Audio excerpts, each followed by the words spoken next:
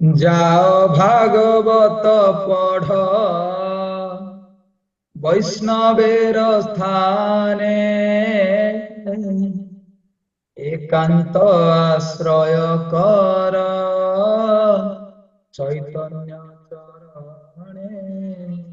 ଆମର ଇସ୍କନ ଭକ୍ତି ବେଦାନ୍ତ ଆଶ୍ରମ ସୁନ୍ଦରପଦା ତରଫରୁ ଆପଣ ମାନଙ୍କୁ ସମସ୍ତଙ୍କୁ ଆଗାମୀ 23 ରୁ 29 ନଭେମ୍ବର ଯେଉଁ ଭାଗବତ ସପ୍ତାହ ହବ ତ ସେଥିପାଇଁ ସମସ୍ତଙ୍କୁ ହାର୍ଦ୍ଦିକ ଅଭିନନ୍ଦନ ଏବଂ ଶୁଭେଚ୍ଛା। ତ ଶାସ୍ତ୍ରରେ ବର୍ଣ୍ଣନା କରାଯାଇଛି ମନୁଷ୍ୟ ଜୀବନ କେତେ ଦୁର୍ଲଭ, ଯାହା ଆମେ ଶୁଣିଛୁ ଓଡ଼ିଆ ଭାଗବତରେ। ଅନେକ ଜନ୍ମ ପୁଣ୍ୟ ବଳେ ମାନବ ଜନ୍ମ ମହି ତଳେ। କୋଟି କୋଟି ଜନ୍ମର ପୁଣ୍ୟ ଫଳ ଯେତେବେଳେ ସଞ୍ଚିତ ହୁଏ ସେଟା ମନୁଷ୍ୟ ଜନ୍ମ ଭଗବାନ ଆମକୁ ସେତେବେଳେ ଦିଅନ୍ତି। କିନ୍ତୁ ଏଇ ମନୁଷ୍ୟ ଜୀବନ ଆହୁରି କେମିତି ସାର୍ଥକ ହବ? ଯେତେବେଳେ ଆମେ ଭଗବାନଙ୍କର କଥାମୃତ ଶ୍ରବଣ କରିବା ଶୁଦ୍ଧ ଭକ୍ତଙ୍କ ମୁଖରୁ। ତ ଏଇ ପ୍ରଭୁପାଦ ଯିଏ ଆମ ଇସ୍କନ ମନ୍ଦିରର ପ୍ରତିଷ୍ଠାତା ଆଚାର୍ଯ୍ୟ, ଯେତେବେଳେ 70 ବର୍ଷ ବୟସରେ 1965 ମସିହାରେ ଆମେରିକାକୁ ଯାଇଥିଲେ, ଏଇ ଭଗବାନଙ୍କର କଥା ଭାଗବତ ଅମୃତ ବାଣୀ ସେମାନଙ୍କୁ ପ୍ରଦାନ କରିଥିଲେ। ଆଉ ସେମାନେ ଆଜି ସୁନ୍ଦର ଭାବରେ ଭଗବାନଙ୍କର ଭକ୍ତି ସେମାନେ କରୁଛନ୍ତି। ତ ଆମ ଜୀବନରେ ଯେତେ ବି ଯାହା ବାଧାବିଘ୍ନ ଥାଏ, ଯଦି ଆମେ ସାଧୁ ସଙ୍ଗରେ ରହି ଯଦି ଭଗବାନଙ୍କର ପରମ କୃପାମୟ ହରିକଥା ଶ୍ରବଣ କରିବା, ତାହେଲେ ନିଶ୍ଚୟ ଭାବରେ ଆମର କଣ ହବ, ସବୁ ସମସ୍ୟା ଦୂରଭୂତ ହବ।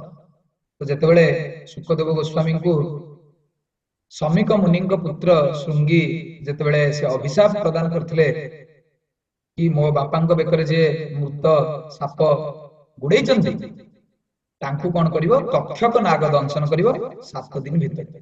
ତ ଯେତେବେଳେ ପରୀକ୍ଷିତ ଏଇ ସାପ ପ୍ରାପ୍ତ ହେଲେ, ତ ସିଏ ବିଚାର କଲେ କେମିତି ମୁଁ 7 ଦିନ ଭିତରେ ମୋ ମନୁଷ୍ୟ ଜୀବନକୁ ସାର୍ଥକ କରିବି। ବିଭିନ୍ନ ଲୋକ ବିଭିନ୍ନ କଥା କହିଲେ, କିଏ କହିଲେ ଦାନ କର, କିଏ କହିଲେ ତପ କର, କିଏ କହିଲେ ଏ କର ସିଏ କର। କିନ୍ତୁ ସେ ପରିଶେଷରେ ଶୁକଦେବ ଗୋସ୍ୱାମୀ ଯିଏ ବ୍ୟାସଦେବଙ୍କର ପୁତ୍ର, ଶୁକଦେବ ଗୋସ୍ୱାମୀଙ୍କର ସୁମୁଖରୁ ଭାଗବତ ବାଣୀ ସେ ଶ୍ରବଣ କଲେ। ସେଥିପାଇଁ କୁହାଯାଏ ଶୁକ ମୁଖ ବିଗଳିତ ପରମ ଶାସ୍ତ୍ର ଗୀତ। ଏଇ ଯୋଉ ଶୁକ ମୁଖ ବିଗଳିତ, ଯୋଉ ଶୁକଦେବ ଗୋସ୍ୱାମୀଙ୍କ ମୁଖରୁ ଯୋଉ ବାହାରିଛନ୍ତି ଯୋଉ ଭାଗବତ ଶ୍ରୀମଦ ଭାଗବତମ, ତାକୁ ଯଦି ଆମେ ଶ୍ରବଣ କରିବା ତାହେଲେ କଣ ହବ, ସବୁ କିଛି ଜିନିଷ ଦୂର ହୋଇଯିବ।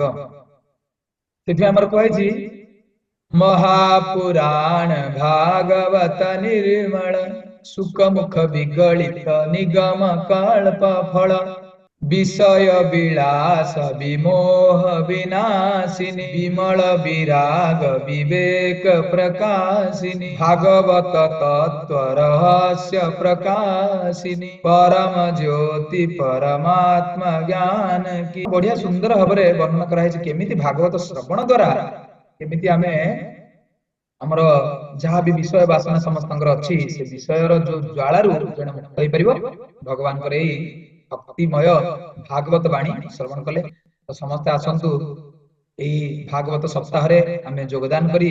ସମୟ ହଉଛି ଆମର ସନ୍ଧ୍ୟା 6ଟାରୁ ସନ୍ଧ୍ୟା 9ଟା। ସନ୍ଧ୍ୟା 6ଟାରୁ ଆରତି ହବ। ଆପଣ ମାନେ ତୁଳସୀ ଆରତି, ଗୌର ଆରତି ବା ସନ୍ଧ୍ୟା ଆରତି ଦର୍ଶନ କରିବେ, ତାପରେ ଭାଗବତ କଥା ଶ୍ରବଣ କରିବେ, ଆଉ ମନୁଷ୍ୟ ଜୀବନକୁ ମଧ୍ୟ ସାର୍ଥକ କରିବେ। ତ ଆପଣ ମାନଙ୍କୁ ସମସ୍ତଙ୍କ ଅନୁରୋଧ, ଆପଣ ମାନେ ନିଜେ ଆସିବା ସହିତ ଆପଣଙ୍କର ଯିଏ ବି ପାଖରେ ଆମର ହାଇଟେକ୍ ପ୍ଲାଜା ବା କଲ୍ୟାଣ ପ୍ଲାଜା ବା ସୁନ୍ଦରପଦା ଏରିଆରେ ଯିଏ ବି ଅଛନ୍ତି ବା ଏମିତି କି ଜଟଣୀ ପାଖାପାଖି ଏରିଆରେ ଯିଏ ବି ଅଛନ୍ତି, ଏଇ 10 ରୁ 15 କିଲୋମିଟର ଭିତରେ ଯୋଉମାନେ ବି ଆପଣ ମାନେ ସମସ୍ତେ ଅଛନ୍ତି, ଏଇ ପରମ ପୁଣ୍ୟ ମାର୍ଗଶିର ମାସ, ଯାହାକି ଭଗବାନ ଶ୍ରୀକୃଷ୍ଣ ଭଗବତ ଗୀତାରେ କହିଛନ୍ତି ମାସାନାଂ ମାର୍ଗଶୀର୍ଷୋହମ୍, এই ମାସ ମାନଙ୍କ ଭିତରେ ମାର୍ଗଶୀର୍ଷ ମାସ ହଉଛି ଶ୍ରେଷ୍ଠ। ଆପଣ ମାନଙ୍କୁ ଅନୁରୋଧ ସମସ୍ତେ ନିଜେ ଆସିବା ସହିତ ନିଜର ପାଖ ପଡୋଶୀ ମାନଙ୍କୁ ସମସ୍ତଙ୍କୁ ଡାକିବେ, ଏହି ପରମ ନିର୍ମଳ ଭାଗବତ କଥା ଶ୍ରବଣ କରିବେ, ମନୁଷ୍ୟ ଜୀବନକୁ ସାର୍ଥକ କରିବେ। ହରେ କୃଷ୍ଣ, ଜୟ ଜଗନ୍ନାଥ।